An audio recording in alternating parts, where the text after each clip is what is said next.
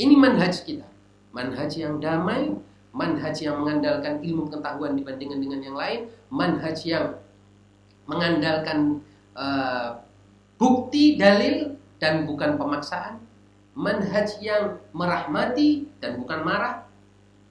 Kalau itu yang kita budayakan dan kita sebarkan, maka kita menjadi penanti yang benar-benar aktif untuk menyongsong suatu era baru, era di mana pemimpin itu diukur berdasarkan pada kualitas-kualitas intelektual, spiritual, moral, dan akhlak yang tinggi, bukan kekuatan fisik, kekuatan militer, teknologi pemusnah manusia dan lain sebagainya, melainkan hal-hal yang berkorelasi positif dengan keadilan, kesejahteraan, dan pertumbuhan ruhani dan jasmani manusia.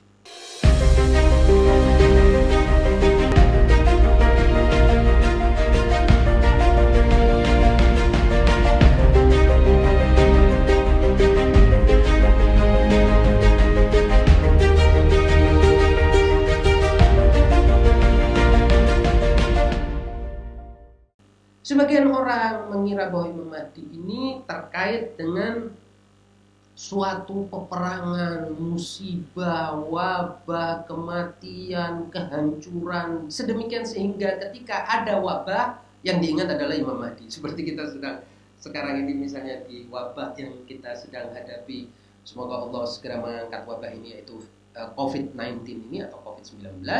Semua orang kemudian bicara tentang Imam Mahdi, seolah-olah kalau ada musibah, ada bala, ada kesulitan, ada penderitaan, ada perang besar, baru kita ingat Imam Mahdi. Asosiasi seperti ini sangat buruk, dan ini mengakibatkan orang ketakutan setiap kali mendengar Imam Mahdi. Apakah seperti itu kenyataannya? Sama sekali tidak.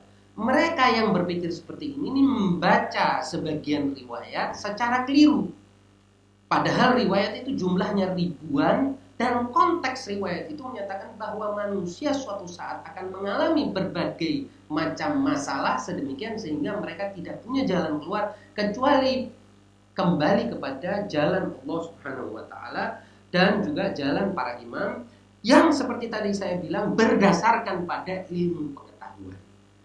Bukan karena kita menunggu peperangan atau setiap saat ada musibah besar atau bencana besar, prahara, petaka dan lain sebagainya kita baru mengingat Imam Mahdi. Tidak. Dan Imam Mahdi bukannya imam atau prince of darkness, naudzubillah min dzalik, atau pangeran kegelapan sehingga setiap kali ada suatu bencana baru kita mengingat Imam Mahdi. Kenapa kalau ada kelapangan kita tidak mengingat Imam Mahdi?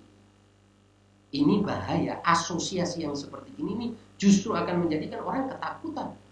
Bagaimana orang mau bicara tentang Imam Mahdi di tengah-tengah horor yang terus diciptakan seperti ini? Ini salah berpikir.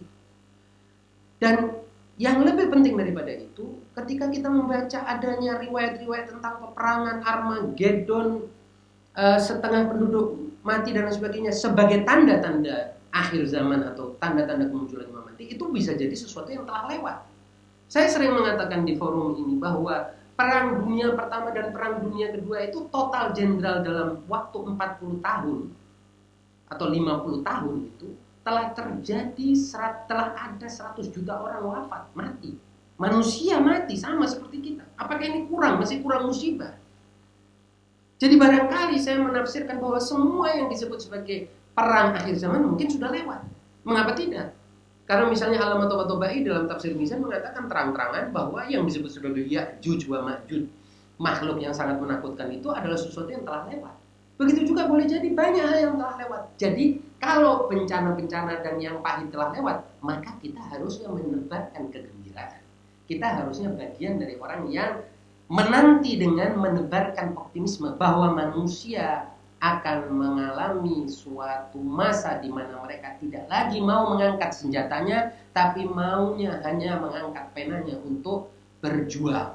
Dan ketika itu, itulah masa yang paling tepat untuk munculnya seorang imam seperti Imam Mahdi. Bukanlah seorang komandan militer. Imam Mahdi sama sekali tidak digambarkan sebagai komandan militer. Kalau Imam Mahdi digambarkan seperti itu, maka kita seolah-olah dipaksa untuk menerima kenyataan Harus ada lagi korban besar dari manusia, kekacauan yang lebih besar, perang yang lebih hebat dan dahsyat, dan kemudian ada juga kematian yang lebih banyak lagi. Apakah seperti ini kita mengasosiasikan Imam Mahdi? Ini kalau dalam ilmu marketing ini branding yang salah. Akibatnya orang akan ketakutan dengan Imam Mahdi. Dan kalau orang sudah ketakutan dengan Imam Mahdi, orang tidak akan menunggu Imam Mahdi. Tidak sedikit orang yang merasa betul bahwa setiap kali mendengar Imam Mahdi dia takut, malah bilang tidak siap.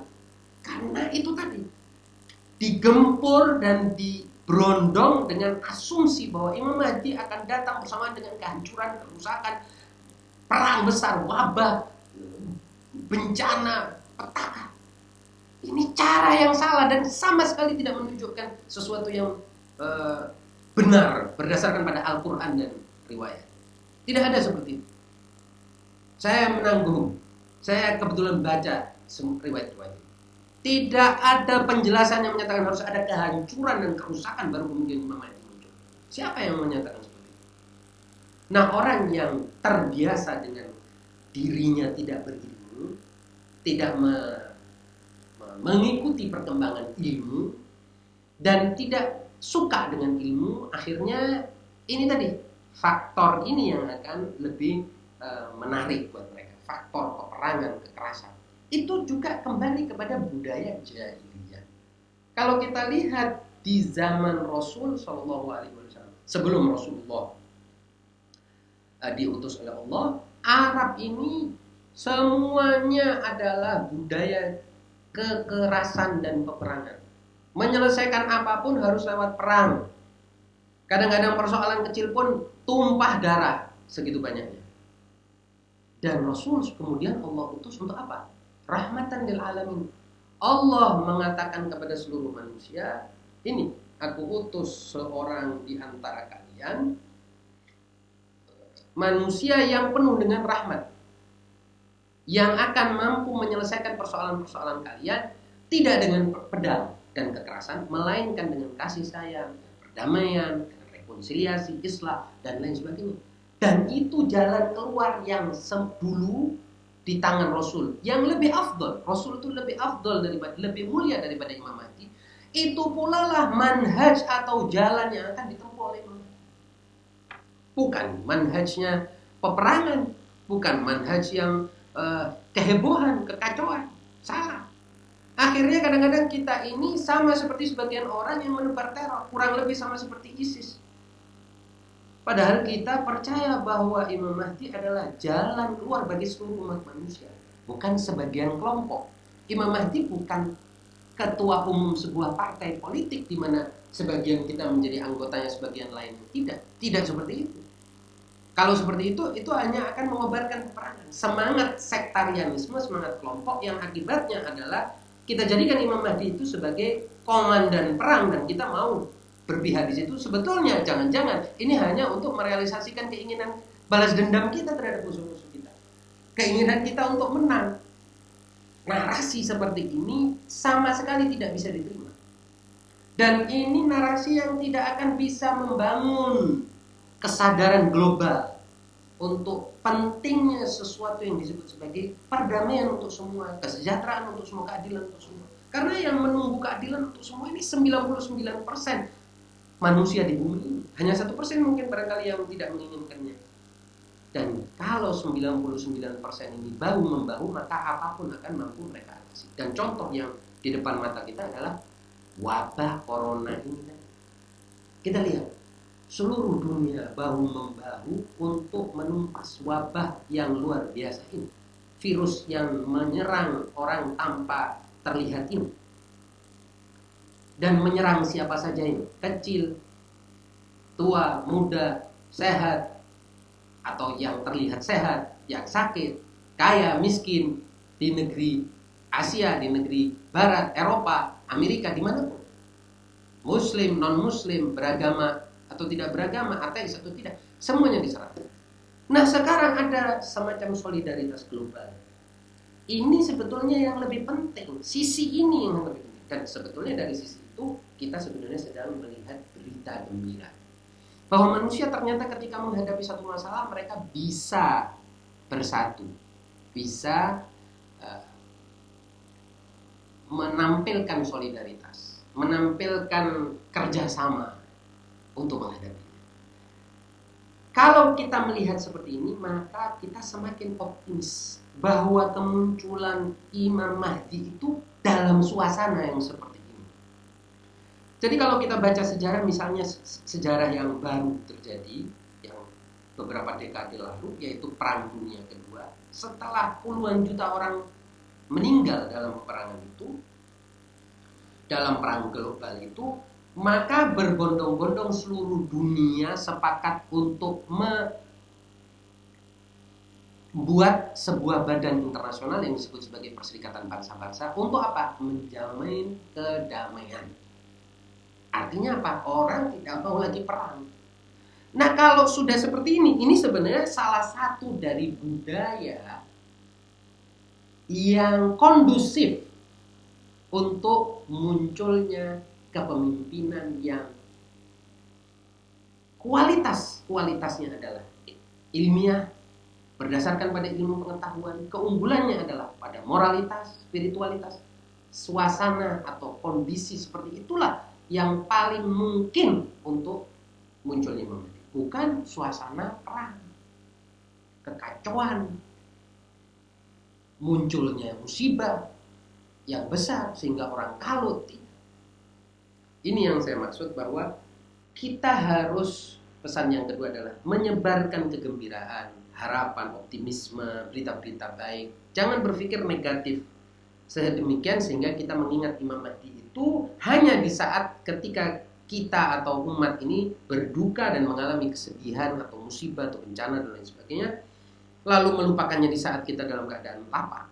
Tapi sebaliknya, marilah kita menyebarkan optimisme, berita gembira, menunjukkan bahwa manusia ini telah sampai kepada suatu kesadaran pentingnya suatu kerjasama global, pentingnya perdamaian, pentingnya ilmu dibandingkan dengan fasilitas-fasilitas yang lain atau sarana-sarana yang lain, pentingnya pena dibandingkan dengan senjata. Ketika peradaban seperti itu ada dan itu yang ada di depan mata kita, maka pada saat itulah kepemimpinan seorang yang bernama Imam Muhammad Al-Mahdi ini akan lebih kondusif dan lebih terlihat nyata bahwa dia yang layak memimpin.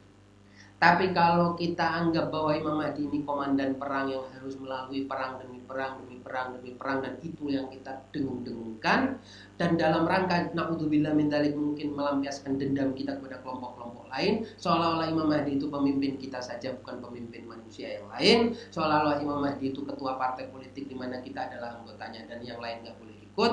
Imam Mahdi itu hak eksklusif kita, milik kita, maka kita hanya akan menebarkan peperangan atas nama Imam Mahdi. Na'udzubillah min dzalik. Dan itu berbahaya sekali. Dan itu tidak akan menjadi keridhaan Imam Mahdi. Dan tidak bisa seperti itu. Karena itu hanya akan menjadi satu gejala yang sudah pernah terjadi sebelumnya. Sebagaimana yang kita ketahui, Rasulullah tidak lebih afdal daripada Imam Mahdi pasti tidak lebih afdal daripada Rasulullah. Rasulullah lebih afdal daripada Imam Mahdi. Karena kesalahan sebagian pengikutnya membawa nama Islam ini untuk menindas, mengobarkan peperangan, akhirnya muncul dendam. Akhirnya pengikut lain merasa perlu membalas dendamnya, dan dari situ peperangan demi peperangan terjadi. Mengapa lantas Imam Mahdi itu gaib? Imam Mahdi gaib untuk sampai menunggu manusia di taraf di mana mereka sudah tidak lagi mau mengandalkan kekerasan, mau mengandalkan perang untuk menyelesaikan persoalan, melainkan mengandalkan perdamaian, ilmu, dalil, bukti. Ketika itu Imam Mahdi menjadi layak untuk muncul dari kegaiban. Kalau tidak, masa lalu sudah menjadi pelajaran buat kita. Sebagaimana saya katakan bahwa Imam Mahdi adalah imam yang melanjutkan apa yang ada sebelumnya. Dan kalau kita lihat sejarah Rasulullah selalu menghindari perang. Imam Ali selalu menghindari perang. Bahkan Imam Husain di saat-saat mau terjadi pembantaian terhadap dirinya mengajak untuk tidak mendahului yang lain. Ini imam kita. Ini manhaj kita. Manhaj yang damai, manhaj yang mengandalkan ilmu pengetahuan dibandingkan dengan yang lain, manhaj yang mengandalkan bukti, dalil, dan bukan pemaksaan, manhaj yang merahmati dan bukan marah. Kalau itu yang kita budayakan dan kita sebarkan, maka kita menjadi penanti yang benar-benar aktif untuk menyongsong suatu era baru, era di mana pemimpin itu diukur berdasarkan pada kualitas-kualitas intelektual, spiritual, moral, dan akhlak yang tinggi, bukan kekuatan fisik, kekuatan militer, teknologi pemusnah manusia dan lain sebagainya, melainkan hal-hal yang berkorelasi positif dengan keadilan, kesejahteraan, dan pertumbuhan ruhani dan jasmani manusia. Nah, itu artinya kita membranding Imam Mahdi dengan sesuatu yang positif, optimistik, dengan budaya ilmu pengetahuan, budaya perdamaian, budaya manusia berinteraksi dengan manusia lain tanpa fanatisme, tanpa sektarianisme, manusia dengan manusia lain melakukan dialog yang penuh dengan pemahaman, saling memahami, dan lain sebagainya.